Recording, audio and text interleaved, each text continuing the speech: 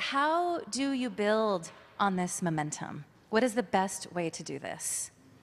Rocky, go ahead. Well, this is going to come back to Tom's comments.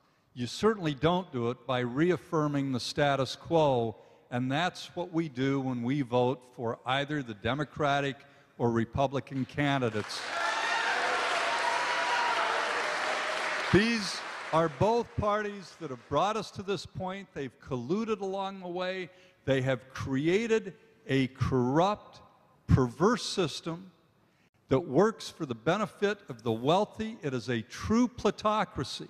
That's not an exaggeration. That's what we have in this country, a government of the wealthy, not a government that acts in the public interest. And it's happened with the collusion and the cooperation of both the Democratic and Republican parties, and it will continue if we don't let them know we're going to take it in a different direction, and we're going to insist on not just changing around the players within this perverse game that they play. We're changing the game. We're going to change the rules.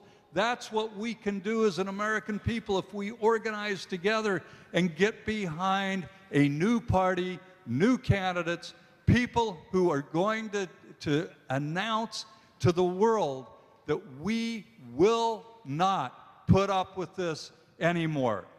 Think about it. As a matter of principle, will you draw the line? Will you draw the line at the violation of the War Power Clause and the War Powers Resolution by this president? That these people say, well, he's the lesser of two evils, he's so much better than the Republican.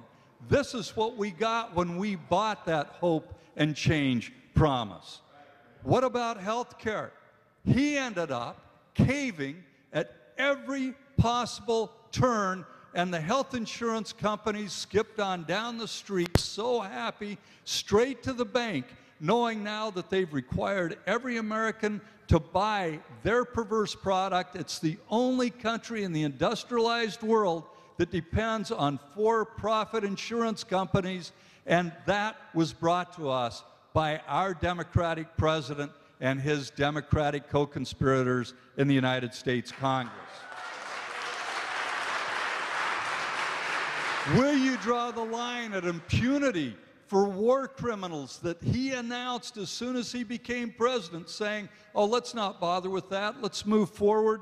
And will you draw the line now when he is the person that asked in 2009, and now he's signed into law, the power of the President of the United States to point out to any one of you, call you a belligerent, and have you essentially kidnapped, incarcerated, no legal counsel, no charges, no trial. You could be incarcerated for up till the rest of your life under this legislation. It's the first time in the history of this country, and this is the reason I'm doing this. I argued the same thing for 2 months, that we can't do harm. We've got to settle for the lesser of two evils. No, we can't settle for the system, and whether it's either one of these evils, they represent essentially the same thing. We'll never see a change as long as we cave into the fear of letting the worst of two evils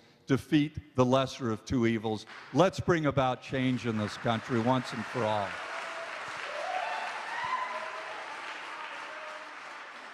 Thank you.